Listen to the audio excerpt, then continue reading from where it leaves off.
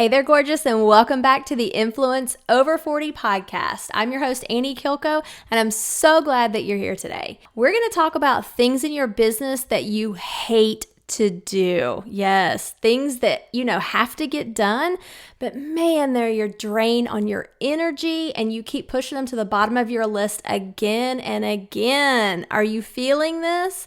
I'm sure you probably just gave me a little eye roll and maybe kind of groaned a little bit because you know that you are doing this and you can't push it any longer. So let's talk about why we do this and what we can do to fix it.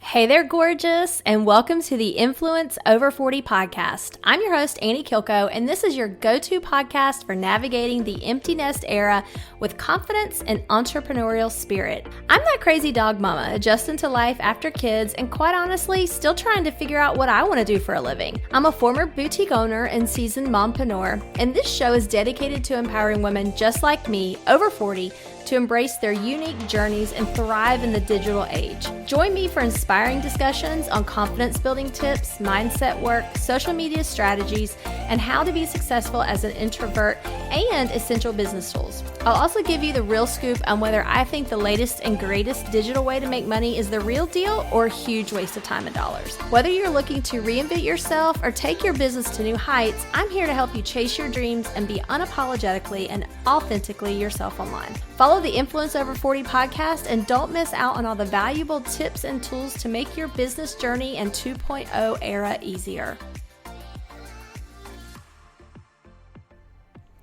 All right, so I know you were rolling your eyes and you probably felt a little dread creep in as I was talking about those tasks in your business that you dread doing, right? And I only know this because I lived it. When I had my boutique, it was a brick and mortar store with an online website.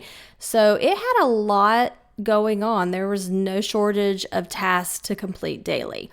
But I found myself always doing the ones that were either easy or just easy to me maybe, or ones that I enjoyed doing the most.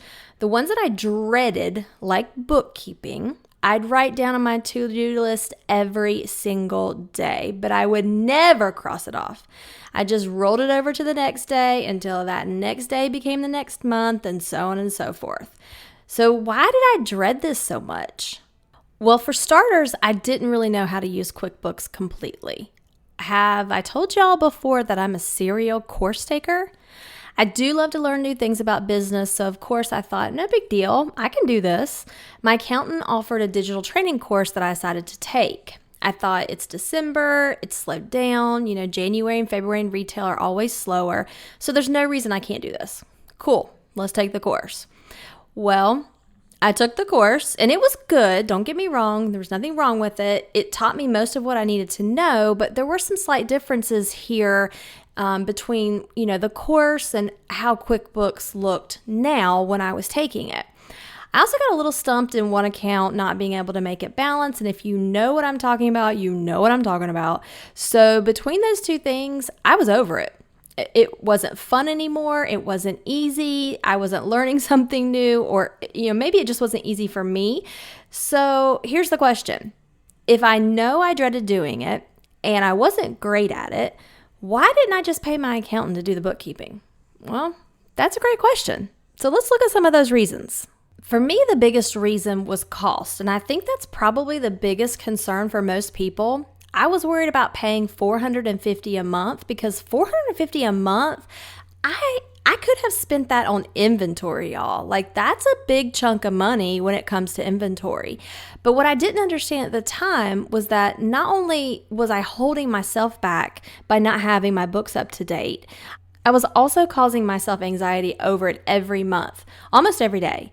One of the boutique coaches that I listened to had a saying, and then she said, do what you do best and hire the rest. And I can literally still hear her saying that.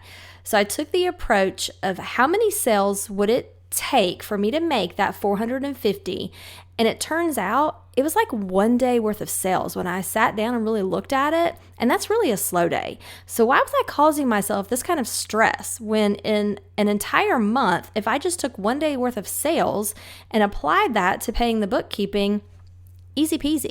Had I taken that approach to it, I would have made that decision much sooner. And yes, I did hire out my bookkeeping, and every month when I saw that money come out of my account, it didn't affect me any more than when I paid the power bill. It was so worth it. So that's the first reason. Another reason people are hesitant about hiring things out is because of quality control. That if you hire this out, maybe it won't be done the way that you want it, or maybe it won't be done up to the standard that you have, and you'll have to do it all over again. And as a self-described control freak, I get that completely. But there are ways around that. When you hire someone to take over a task for you, you can have one-on-one training sessions with them to show them how you want it done, or you can have a training document which gives very detailed steps. I like to use both of those. When I had one of the girls learn how to do inventory and add it to the website, I had several sessions where I taught her how I wanted it done, and I made an extremely detailed document for her to follow. I also went back and I checked her work for a few times. I gave her feedback also. Now, did this take extra time initially for me to do? Yes, but once I had that document done, it was done. So it could be used for her, but also again and again for future employees that I needed to train. So use that. Another is the trust factor. So trust, it's something that causes people to hang on to things that they hate to do.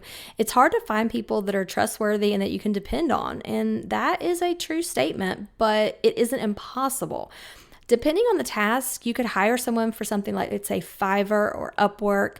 And I've used contractors on Fiverr a few times, but that isn't a complete handoff to me. I've still had to be involved in those projects more than I would like. Another option is hiring a virtual assistant, such as myself, that you find on Facebook or Instagram or LinkedIn. Virtual assistants are typically have niches also, so you can find one that will be very specific to what you need. Other reasons people may not hire out is the fear of letting go, aka control freak. Me, hello, yes, that's me. I'm the problem. It's a serious thing, and honestly, to most people's detriment. It's like when I want my husband to help me vacuum the house, but when he actually goes and vacuums, he's not doing it the way I want it done. It's really silly, obviously. Like, it's usually not that serious. So take a look. See what it is that you have a fear of letting go, and think about, could you really, in fact, have somebody that you completely trust to do this? Another is guilt. Guilt can keep people stuck in doing those dreaded tasks, like feeling like you should be able to do it all. And I felt that. But once I realized that it was just crazy talk, I felt such a relief in getting help. And guess what? No one cared. Literally, nobody cared. So having a previous bad experience is another reason. And this is legit, but just because you've had one bad experience, it doesn't mean that they all are going to be. So, are you going to continue to make yourself miserable and work yourself to death because of one experience? And, if you decide, no, I don't want to do that, then, some things that you can do is have that one-on-one training like we talked about, or a training document to spot check along the way until, you are more comfortable with handing that off.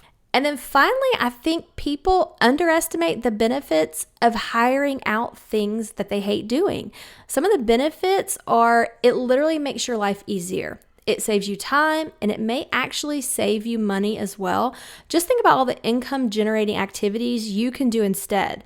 So for me, instead of spending 2 hours working on bookkeeping every week, I had time to prepare for a live sale or do try-on videos, both of which produce sales for me. So now I can see those wheels turning and that you're considering hiring out tasks that you hate. Here's some tips when doing this. Number 1, clearly define the task. Be specific about what you need. Provide detailed instructions to avoid miscommunications. Number 2, identify the right person. So I just had somebody that contacted me about doing social media for them. She said that she's been afraid to hire a virtual assistant because she has an online boutique and, she wants everything to look a certain way, which I completely get. She found me through Instagram and thought we would be a good match. And so she's ready to go ahead and try farming out her social media to a virtual assistant because that is my niche and I understand that world. Number 3, you want to start small. Begin with a smaller, less critical task just to test the waters. This lets you assess the person's capability and adjust if necessary. Number 4, communicate effectively. This one may be hard for some of you, but maintain open communications. You're going to set expectations, provide feedback, encourage questions to make sure that you are both on the same page. That way you're going to get the result that you're looking for. Remember, you are still paying for this service. You need to get what you need, babe.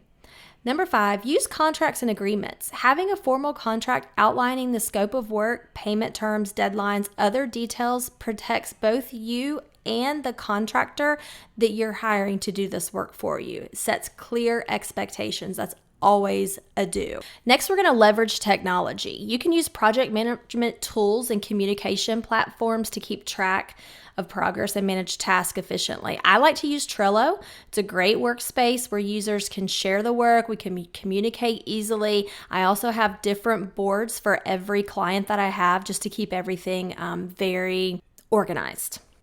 I think this may go without saying, but I'm still going to say it. Monitor the progress. You're going to need to regularly check in on the progress of the work. This allows you to catch any issue or errors and address it early. And this is not a set it and forget it situation from the beginning. You can get there, but it's going to take some work before you get to that point in time. And then finally, you're going to provide any necessary resources. So ensuring the person has access to anything they need to complete the work efficiently. I love using Google Docs or Dropbox to house shared items that I need to complete as a VA on work for my clients. So we've talked about why we hesitate to outsource tasks we dislike and shared some practical tips on how we can do it effectively. Remember, outsourcing, it isn't just about delegating work. It's about freeing up your time and your energy to focus on what truly matters in your business. From my own experience, I can say that outsourcing was a game changer. It allowed me to focus on growing my business and doing what I loved most.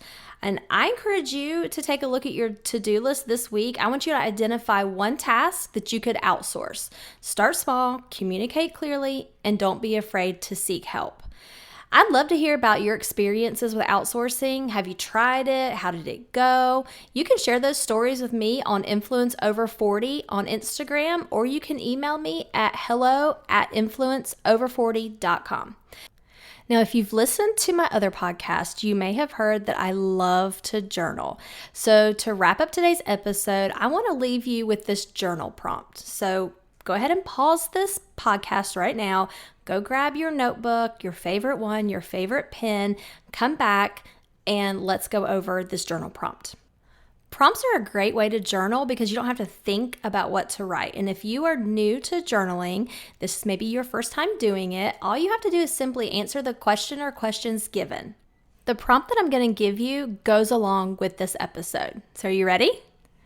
All right, think about 1 to 2 things that you do in your business that you dread. What would it feel like to hire someone that is completely capable and you can trust to do it correctly every time? How does it make you feel? How would you do things differently with that time that you save? How would it help you grow your business? What does that version of you look like? Is she lighter, happier, more confident in her business? So I want you to write out all of your feelings that come up around this. There's no right or wrong answers here, so just let it flow out of you. Congratulations, you just did your first journal. Oh man, I am so glad that you spent this time with me today. If you liked this episode, I'd really appreciate it if you'd rate, subscribe, and review the podcast. It really helps push my podcast out to other female entrepreneurs and women over 40 wanting to start a business. I'm so glad that you spent this time with me today. Love y'all. Mwah.